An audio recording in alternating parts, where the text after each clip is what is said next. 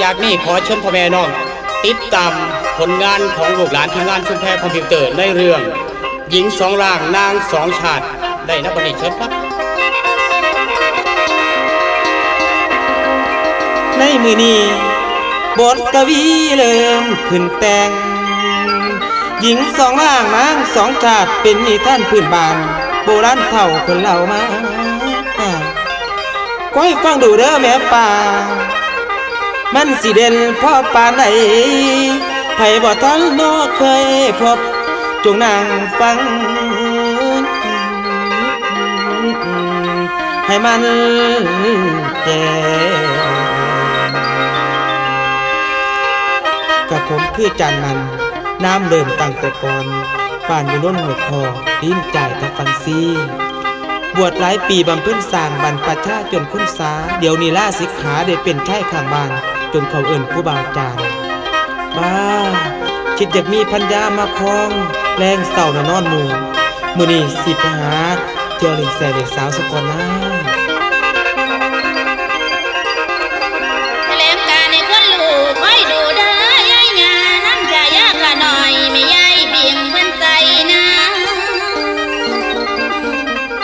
คนบางงามปานใดแล้วแนวเป็นยายน้ำมือแก่มันบ่คือตั้งแต่น้อยหวานจ่อยนุ่มขนมความแนวใดน้ำมือแห้งงานลงมาคงทีมันบ่คือตั้งแต่กี้ดอกเด้อป่าใหญ่นะคนฟัง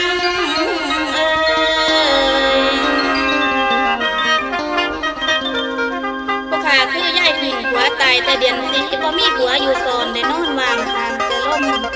บ่มีไผคงคนดนลายน้ำลายเหี้ยมันบ่อายเป็นเว้าพื้นอยากยืนเฝ้าแต่ก่อนแรงอีพันแพงลูกสาวขาเป็นสาวมาความสิเด่นคือกระปัวแหลกแยงกระจายฝุ่นกินละอองยังบ่มีผู้ตองแก้มอ่องตองละอองขาวบ่ทันมีไผชุ่มกินหอมพวกปานแป้งบ้ามื้อนี้สิไปเว้านางพันแพงเบิ่งกันนะวันนี้มาเจอหน้าสาตาพวกยาพอขออภัยผู้ขาผู้มาลองแอวลำวันไหนปวดขาดป้องมันบ่ควางคือคำจากาลุนาดาคุณยายอย่าในแหนงแข็งกอสำหรับตัวของข่อยบ่ทันดังดีเด่นเป็นหมอรับหน่อยหน่อยบ่ทันกองสิไปอภัยเด้อเจ้าอ้ายเจ้าบ่าวในสังเหลือสิขันย่อมเป็นเมียกันพี่ฟังจนถึงแก่เป็นผัวแบกเมียทำเอาหมอลำเป็นไฟยาว่าเอาหอดราคาขันพี่ฟังหอดเศร้าที่เอาอายเข้าบ่อนน้อง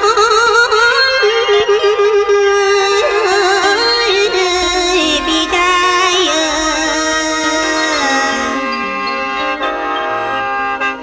สาวพันแพงเป็นน้ำขายายพิงเป็นม่านดาผู้เคยเลี้ยงเคยกอมโตผากีตีผาออมถนอมเลี้ยงไงมาได้16-15เป็นสาวมาขาดเนื้อผูสู่บ่ไก่ใช้บ่ไก่หัวใจน้องได้เอาหาแม่นไผเด้สิได้เป็นผัวสอนนอนน้ำบ่ให้อุ่นบุญเอ้ยบุญสังบ่สู้สักหนาวเอาเผาก็ใส่ผู้แน่นอมามื้อนี้พันแพงสินางเล่นถ่ายแม่อยู่นี่ก่อนนะเลี้ยวไปดูไปนาสาวพันแพงโสกายังเศร้าได้กอดเขาเงาอยากมีผู้สอนหรือนั่งไข่บ่มในพันแพงเอ้ยแม่นั่งเกียนเทปไก่ไอจามสังบ่เว้าตัวแม่แน่นอพ่อจะได้ซอยแก่หายาให้สู่กินก็ลูกหลานเป็นย่างมานั่งโศกนั่งเศร้าแต่แพงโหแม่เอ้ยทุกมื้อนี้แกนั่งต่างบ่คือหลังเดี๋ยวเห็นหยังก็เคียงตาต่างแต่หลังข้าวกีพวกสาวสีสาวซอยสาวจำปาคุมฝากขาเขารถนี้ครูสอนนอนฝันอยู่แฝงพันแพงนั่งนอนแหงถึงยามเล่ให้ล้มทอล้อมือใดกะจอยค้อยมือใดกะแรงมันทำให้บ่สบายหรือมันตายหมดแล้วสังบ่เห็นหน้ากายพ่อให้น้องได้ไหมแน่นอหากินไตผู้ใต้ผีพ่อลงบักปอกปล่อยโอ้ยใดกะบ่เห็นสละแม่แพงบ่ได้เป็นไข่ดอกโอ้ยแพงเอ้ยไข่แนวนี้มันบ่ยากพอแปดตัวลูกหลาไข่มันก็เล่าสุกบ่ทั่ว กใจพ่อดีให้นั่งคอยอยู่นี่แม่สิเป็นคนหายาแก่ให้มันสวงก็ต้องกินยาหลวงต้องกินยาพื้นบ้านจ้ามันผู้ฝันขึ้นต้นลูกลาไห้แนวนี้มันบ่อยากจักหน่อยได้อลูกลาเอ้ย บ่อยากสิเฮ็ดจังไดแม่ มื้อนี้น่ะแม่สิไปหาจานมันเองให้ลูกน่ะทาแม่อยู่นี่เด้อลูกเด้อ สิไปหาเพิ่นฮอดเฮียนเฮาเป็นผู้หญิงไปหาเพิ่นบ่อยากอายเพิ่นบ่ อ้าวข้าจะอายุมันสิได้ลูกได้ผัวจากเทื่อติลูกลาบ่ต้องเว้าลำนี้ลำไรดอกทาแม่นี่ล่ะแม่ไปกันเด้อแพงเด้อ หนีจากบ้านป่าช้าแล้วบ่มีแนวคันหิงหำหนีจากขาวเป็นดำคิดอยากมีคู่ก่อนได้นอนโอ้ดอกอาวหาแต่สัตว์สายังมีสู่ตัวเราเป็นจันคู่อยากหาสู่เนาะมาพาศพบางใครอาการป่านนี้สิอยู่ใส่เจ้าผู้ให้ป่าลาสิให้นอนลงสาป่าให้บ่งเนาะมาไตสัวสิพอจนว่าเหม็นสัวสิเห็นจนว่ามึงนอสู้สิอยู่ใส่ใจของใจมันว่างคิดอยากมีเพิ่นยามานอนซ่อนคือสิอุ่นเจ้าผู้อกตุนตุนเจ้าผู้ทายเป็นเปป่านใดเด้สิดึงย่อบาไหลลุมน้อนาง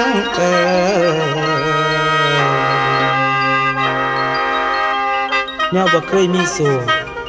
ตัวเราเปลี่ยนจานคู่อยากหาสู่ดอกมาเบิงเคยได้นอนตั้งแต่เปิ่งบ่เคยได้เข้าส่วนนอนรวมหอมผู้ใดป้าคิดอยากได้เมียแท้น้อ จานเอ้ย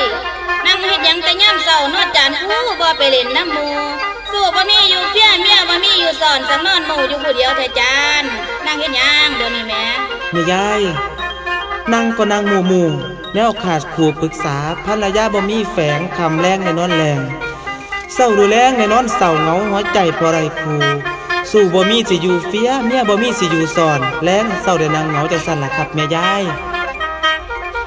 จานเอ้ยแนวว่าใจบ่เตียงหวานนะแต่คำปากคำบอกว่าอยากได้ใจนั่นบ่แน่นอ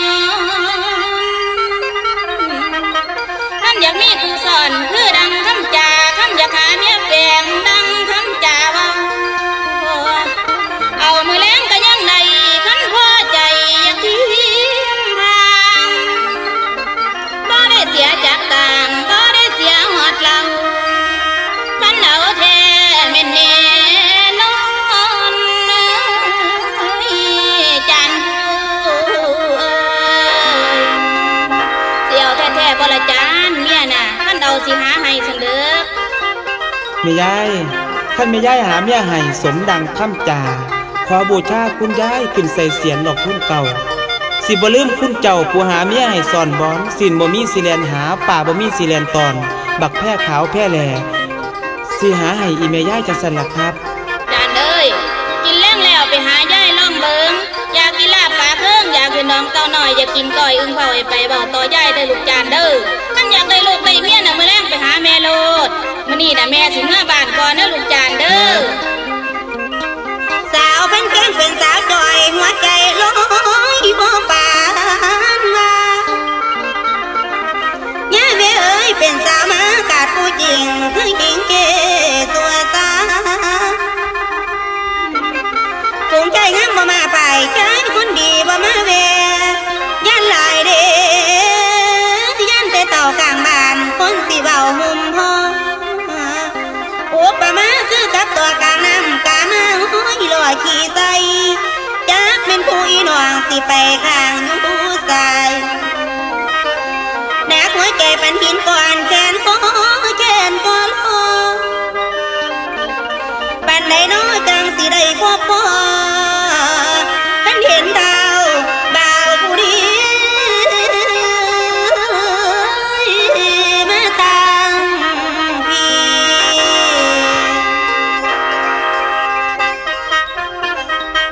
พ่อจะเลี้ยวเห็นหน้าฮิดาสาวเฝ้าเอิ้น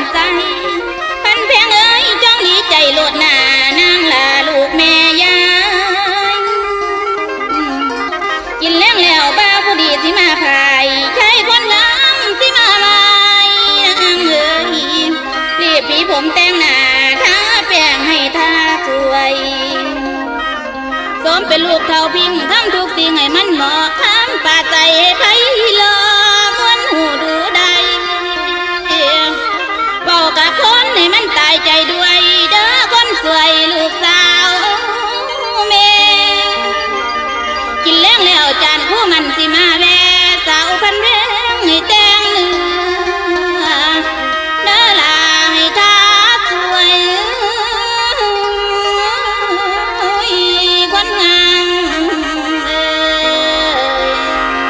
นายจังใดก็แม่แพงเอ้ย จ้า การหาเอาขวาซ่อนในหูบอลเบาหนักนะลูกหลาเด้อ จ้า สิไปซาแต่ความมักแม่นจังใดก็เอาได้บ่ท่านโดนในเขาไงมันทั้งทองอ่างล้างซื้อไว้ใจผู้ชายบัดมันกินอิ่มแล้วมีมาอย่าขี้หนีบุญได้ลูกหลา เรื่องนั้นนะแม่บ่ต้องเป็นห่วงดอกอันเรื่องแม่ไปหานั่นเด้มันได้บ่ล่ะแม่กินแรงแล้วน่ะจานมันว่าสิมาเล่นน้ำตัวลูกหลา เพิ่นสิมาในมื้อแรกนี่ติแม่จ้าคันอยากสั่นแค่สิปาดบานทุเรียนไปถาเพิ่นก็ได้แม่ให้แพงน่ะจัดแจงแต่งของไว้เด้อแม่สิเข้าไปพากันเด้อลูกหลาเด้อจ้า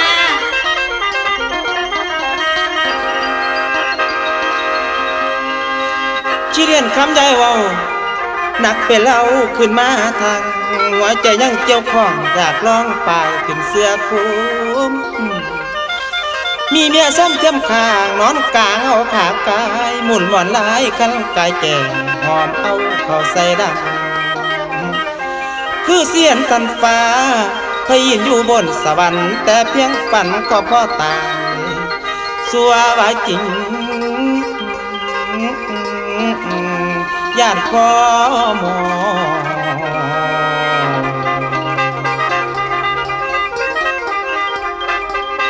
บ้ายายพิงว่าสิหาเมียให้สิหาผู้ใดให้เนาะเอาละจังไหนก็แล้วแต่มื้อเนี่ยสิไปหายายพิงเบิ่งสักก่อนนะค่อยไปเห็นไว้หน้าสาวพันเพงแม่ลูกหล่องามแต่น้อคันผู้ใดปั้นดอกแต่งมา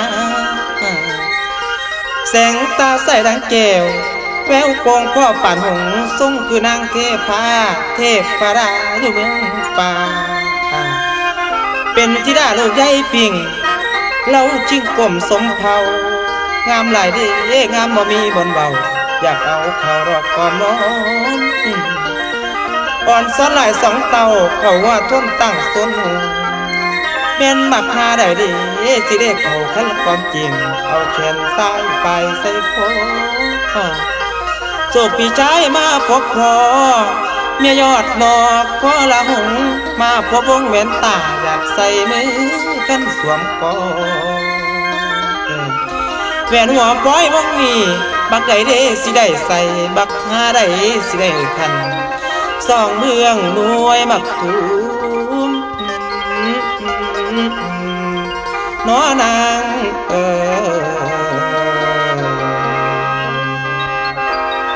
พันแพงเอ้ยโชคพี่หลายได้มาพอบุญพี่พ่อได้มาพอดอกเหนือบุญบ่หลายสายบอกกวงบ่มีพ่อพบพนางเจ้าผู้ชิงบางสวยม้วยผมดำแจ่มอำธรรมมีคนขอกดมันตัดทางลงไปนอพี่ชายขอเป็นเจ้าหัวใจชายนั่นหัวใจนางหวงยังวางมีคนจ่องคนอายหมายไว้แล้วไปนอพันเพียงเอ้ยน้องสิพ่อใจพร้อมไปนอนดอมสิได้บ่ลูกปลอจังข่อยลูกขี้ลายจังอายไปนอนสอนสิอุ่นจิ้มได้ละพันแพง โอ้ยพี่จานเอ้ยขันบ่ตีว่าน้องรูปดำมองเชิญจับจองเลยย้ายฝ่ายนางบ่เพ่งไว้นางเต็มใจสิย่อให้ว่าแต่ค่อยแกเอาเชิญเจ้าเข้ามานางทั้งเนื้อนางสิโยไข่กันใจเว้าแน่นอนสลาพี่จานผู้ฟังเอ้ยเกิดมันพ่อกระใจขาดเมียบ่ได้แต่งสะตังแหนงบ่ได้ซื้อมันฝันพ่อตั้งแต่ใดสมกับใจคงฝันขาดฝันบ่พ่ออยากฝันใหม่เด้น้องเราก็บ่ได้หาป้าก็บ่ได้ซื้อมันดีแล้วพ่อใหญ่เอ้ยมาเป็นเกยลูกใหญ่พิงมันดีจริงแล้วตัวปูเอาเมียสู้เข้าความตัวไปนอนรวมห่วมพนางในคืนนี้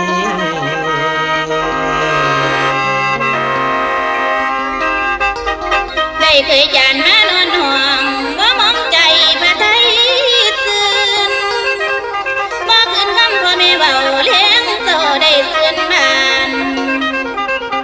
พากันท่านพระสร้างคนบุญไว้หนุนทรง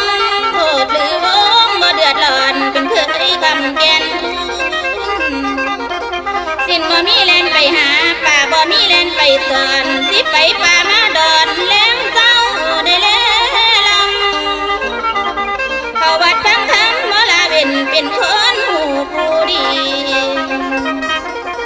มันเต็มทิ้งตั้งแต่พันแพงลาผู้เป็นภรรยาเมียนั้นบ่เข้าท่าบ้องหัวซาเบียกบานการสร้างแต่งแต่ตัวท่าแปลงบ่ว่าเศร้าหรือแรงท่าแต่แปลงแย้งแหวนว่าถ้าไปทำบุญเมียนั้นบ่เจียวของแรงเศร้าจมบ่เศร้าลูกเคยย้ายบ้านเมียงเพิ่นในเบ้านี่จังแม่นมันดีเหลือบาดผัวเมียพ่อปั่นมานั่งอยู่เงินท่าแปลง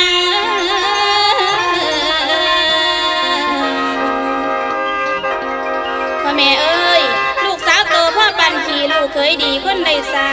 ลูกสาวสัวคือหมาความโลภผ้าโลบเลียวไผนั่นสิทอมันอีพันแพงลูกสาวกาสังมาเป็นตานาลูกเคยดีจังแก้วลูกสาวนั่นสัวกว่าลิง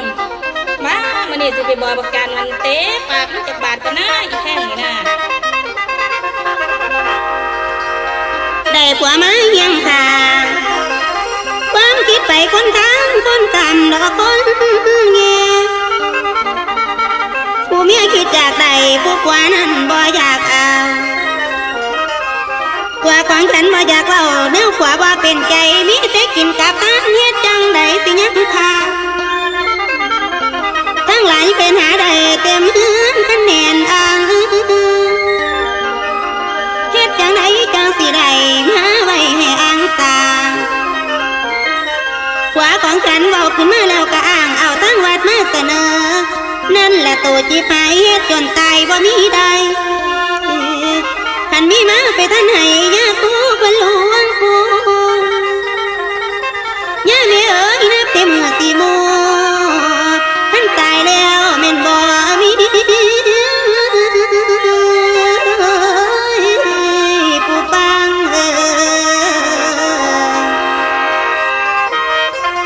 ลาพ่อแม่เอ้ยผัวของข่อยนอนน้ำกันพ่อแล้วครับความคิดไปคนละด่านจานบ่าหาบ่ตำเงินคำหามาได้เอาไปท่านในหลวงปู่สร้างบ่คิดอยากนี้สร้างบ่คิดอยากได้เอาไว้ให้อังคงเถอะซื้อว่าท่านนี่สาวพันแพงเกินว่าเบื่อท่านไปแล้วบ่มีหยังเกิดขึ้นแนวสิได้ก็บ่มีบ้ามื้อนี้สิดาพิจารณาให้สมใจเบิ่งก่อนนะแม่นบ่หยังอะน้องลาพันแพงไม่ยอดทัวแม่นเจ้าให้ผัวหรือเจ้าให้น้องมาเสียงกองไปทัวเฮือนแต่พันแพงมันบ่หยังเดี๋ยวนี้แม่พี่จานเอ้ยจอมให้เจ้านั่นแล้วแนวของบ่เป็นตาได้เงินมาสลึงใดโหลดบ่แพงเอาไว้เอาไปท่านมีแนวใดติดมือเจ้ามาบ่ท่านเท่าไรเบิดเท่านั้นแนวสิได้ก็บ่มีตัวคันสิเป็นจังซี่อย่าคิดว่าสิมีหยังย่านบ่ยังค่ะพ่อแปรพระสิเอาไปจนแจ้งนั่นล่ะพี่จานพันแพงเจ้าสั่งเป็นคุณเจเจ้านี่นะก็สั่งเว้ามันบ่แม่นคำจ่าหามากินมาทานเบิกบานดอกคำบานผลศีลท่านสินำอยู่สู้เฮาตลอดสัวตายได้เกิดศาสนาในเมืองฟ้าสู่สวรรค์คำพระองค์กล่าวนั้นสอนโลกชาวมนุษย์บริสุทธิ์ในทานวานป่วยอย่าแพงไว้ศีลละไม่คือดวงแก้วแววประกายอันใสสองขั้นสิเว้าไพ่คล้องพระวันหน้าสุมือแล้งเศร้าดอกยาไลไผบ่ทำท่านไว้ศีลท่านปลูกหวานโยมที่บ้านลากทืนลงหม้อดอกแผ่นแดงพันแพงเอ้ยเศร้าสาลาเศร้าสาอย่าได้จมศีลท่านท่องเลือดลำพระธรรมเจ้าเป็นกาวสอนจักสลับพันแพงเศร้าพี่จานเมียนสิเว้าทอฟ้าข่อยบ่เสือความไผท่านไปหลายจนถูกบ่ได้หยังพ่อหน่อยเลยบ่มีแนวใดกลับมาแต่มือเปล่ามีแต่หลวงพ่อเฒ่าเป็นคนใดผู้เดียวตาเขียวกลับขึ้นบ้านโง่มาจำถ้วยแก้วบ่เห็นได้หน่วยแก้วมาบ้านตั้งแต่มื้อนั่นแหละพี่จานเจ้าจะมาตัวข่อยหลายเถาะภาษากินภาษาท่านซื่อๆเจ้าสิเฮ็ดหยังเจ้าคือบ่คิดเห็นใจข่อยแหน่พันแพงเอ๋ยเจ้าสั่งเป็นคนเกเรบ่เข้าหอมแนวคนเว้าบ่ยอมปีนี้เหมือนกันบ่เว้าสอนได้ก็บ่เอา แล้วแต่เจ้าบาปใหญ่ใจมหันต์ตายแล้วลงโลกกัน สู่อาบายพุ่มคืนแห้งศพเล็กดึงถืนกาศพท้องขาดเจหมาบักดำขับใส่ไฟกากีกาบาโยมพิบาลลากคืนตีลงควันนำเป็นน้ำกำที่สร้างไว้ได้นำใส่ดอกทรงน้ำบาปหรือกรรมที่ทำไว้คือได้เงาเทียมตัวบ่ยอมเม่นดอกไหลหางพันเพียงเอ๋ยนางนั้นสั่งบ่ยากรรมสิเกี่ยวแม่นจองน้ำ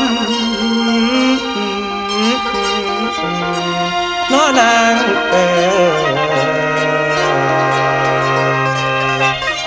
บอกจังไหนก็ว่าประโลดพันแพงเอาละมื้อนี้พี่สิขอพักผ่อนสักวันละ ไผสิเว้าลอยสั้นบ่ได้เงี้ยงแองหัวไผกะตายคือกันอย่าฝันสิไปพ้นว่ามีคนสิเหลือแต่ตายไปทันโดยดังผู้กินตามกะบ่ยังบ่เห็นตึงตัน